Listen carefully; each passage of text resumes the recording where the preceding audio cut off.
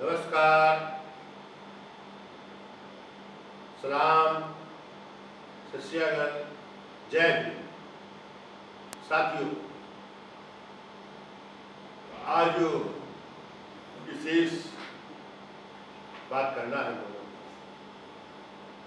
आज देश में अधिकार के लिए संघर्ष तो हो रहा है, लेकिन कामयाब नहीं, सफलता नहीं होती। उसके कारणों पर हमें जाना चाहिए, क्योंकि ये देश जनशक्ति के आधार पर है। समस्याओं का समाधान जनशक्ति से, क्योंकि देश में उस शक्ति पर, जो जनशक्ति पर जो सरकार बनती है, तो समाधान भी उसी आधार पर होता है समस्याओं का। तो साथियों, आज चाहे इस देश में नागरिकता की समस्या हो, जो समस्या तमाम पैदा की गई है सरकारों द्वारा, और कुछ समस्याएं सामान्य रूप से पैदा हो गई है, तो इन्हें कैसे समाधान हो, कैसे इनका हल हो, तो हल करने के लिए हम लोगों को संगठित होना पड़ेगा। किसानों की बड़ी समस्या है, करीब 9 माह हो रहे हैं, इसका समस्या का समाधान नहीं होगा, धरना चल रहा है, लेकिन समस्याएं जो त्यों है, उस पर सरकार कोई निर्णय नहीं ले पा रही है। इस देश में कर्मचारियों के जो आंदोलन है, चाहे वो रसोईया का आंदोलन हो, चाहे मनरेगा का हो, चाहे आशा बहू का हो, चाहे आंगनवाड़ी का हो, चाहे शिक्षा मित्र का हो, और बहुत बड़े बड़े आंदोलन होते हैं, यहाँ तक कि लोगों की जान भी जोखिम होती है, लेकिन सरकार उनका समाधान नहीं करती। जबकि इस देश में सिस्टम है कि भाई जिसका जो निर्धारित मूल्य है काम का, परिश्रम का, तो उसे देना चाहिए। तो मानक एक सिद्धांत होना चाहिए। ये देश पे एक तो जात के आधार पर, धर्म के आधार पर ये आंदोलन हो रहा है, चाहे जाट हो, गुर्जर हो, चाहे पाटिल हो, चाहे सवर्ण समाज के हो, चाहे अनुसूचित जाति के हो, चाहे पिछड़े समाज के हो, चाहे अति पिछड़े के हो, तो इन तमाम जो आंदोलन हो रहे हैं, तो इस पर समाधान की स्थिति नहीं बन रही है। और ये आज पूरे देश में हर समाज के लोग आंदोलित हैं। इस देश में बेरोजगारी बहुत बढ़ रही है, और बेरोजगारी इसलिए बढ़ रही है कि वो पार्ट में बटे हुए हैं। तो जो आंदोलन होता है, तो जनशक्ति कमजोर होने की वजह से वो सरकार में फिर से वो आ जाते हैं, और इसलिए जो है ये समाधान भी नहीं होते, क्योंकि सरकार बनाने तक सोचते हैं, ये अपनी केवल सुविधाओं को देखते हैं। इस देश के लोगों की सुविधाओं के लिए, उनके बेहतरी के लिए, उनके विकास के लिए नहीं होते, खाली शब्द लाते हैं। जैसे अभी विश्व गुरु का शब्द है, पहले सामाजिक परिवर्तन का, जबकि सामाजिक परिवर्तन की यहाँ देश में आवश्यकता नहीं है, क्योंकि लोकतंत्र और संविधान जब खींचा गया, तो पुरानी अव्यवस्था को खत्म करके नई व्यवस्था को लागू करने का एक संकल्प लिया गया। उसके तहत लोकतंत्र और संविधान की रचना हुई, और इस देश को ये महसूस कराया गया, ये संकल्प लिया गया कि हम बहुत जल्द ही इस देश में पूरे में लोगों के हम अधिकार हिस्सेदारी करेंगे। लेकिन आज तक हिस्सेदारी नहीं, प्राकृतिक संसाधनों में हिस्सेदारी का था, वो नहीं हुआ, और लोगों को वैकल्पिक रूप से कमजोर किया गया है। तो ये इसलिए हो रहा है कि इस देश के जो लोग हैं वो जातियों और धर्मों में बंटकर, वर्गों में बंटकर वो जनशक्ति नहीं बना पाते हैं, जिसके कारण से हर वर्ग का, हर जात के लोग, हर कैडर के लोग, हर सिस्टम के लोग केवल परेशानियों में ही बने रहते हैं।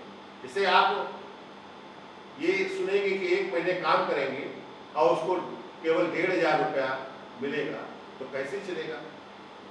ये मानक होना चाहिए। साथियों, राष्ट्रीय भागीदारी आंदोलन ने एक मानक तय किया है कि देश में सबसे पहले कि 15,000 रुपया मासिक वेतन के तहत हर व्यक्ति को रोजगार दिया जाना चाहिए, चाहे वो नौकरी हो, चाहे रोजगार हो।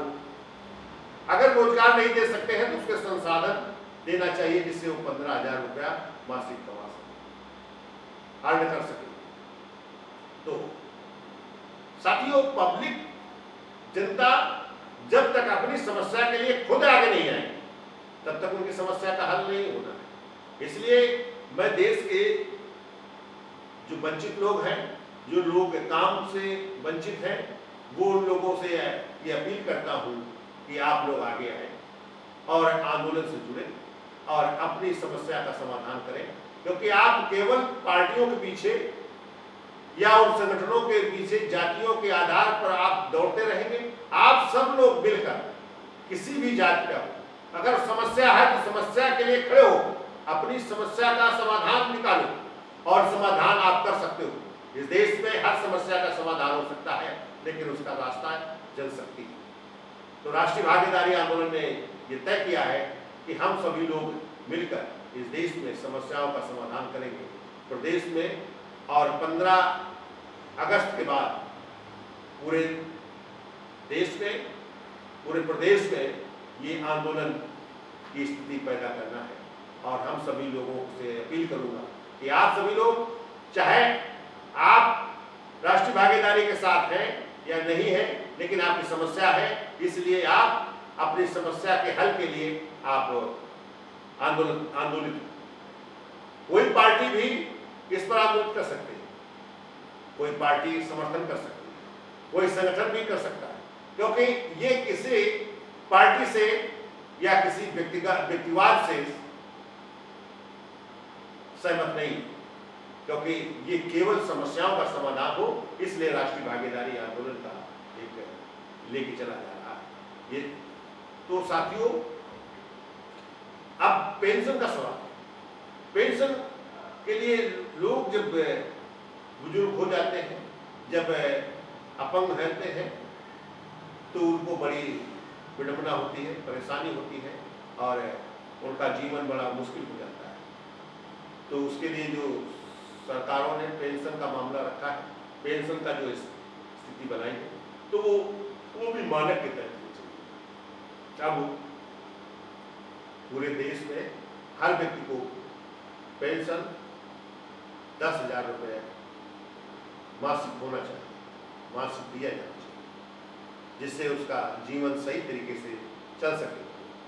10,000 रुपया पेंशन होगा तो सही तरीके से जीवन निर्वाह कर सकते। तो उसमें वृद्ध, विकलांग, विधवा, फिर और इसमें चूंकि चुनाव से जब काम करते हैं विधानसभा विधायक और सांसद, तो उनको पेंशन मिलती है।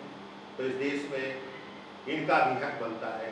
जो प्रधान है डीडीसी है, जो डीडीसी है, जो इस देश में सभासद है, ऐसे तमाम लोगों का बनता है। तो उनको मानक के तहत पेंशन दिया जाना चाहिए 10,000। तो 10,000 रुपया, तो ये तभी संभव हो सकता है कि आओ हम लोग अपनी समस्याओं के लिए संगठित हो और उस धरने में शामिल हो।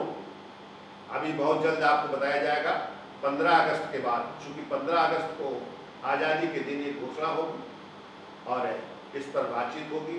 सीतापुर में शुरुआत सीतापुर से करेंगे, लेकिन लोग जैसे जैसे संपर्क में आएंगे वैसे वैसे हर गांव में, गांव से किस तरह से ये शुरुआत होगा, और ये जिससे कि इसमें जो हमारा समस्या होगी, जो किसानों की समस्याएं हैं, क्योंकि जो 3 मिल का है विरोध हो रहा है, वो तो वापस हो नहीं रही है, लेकिन वापस नहीं हो रही है।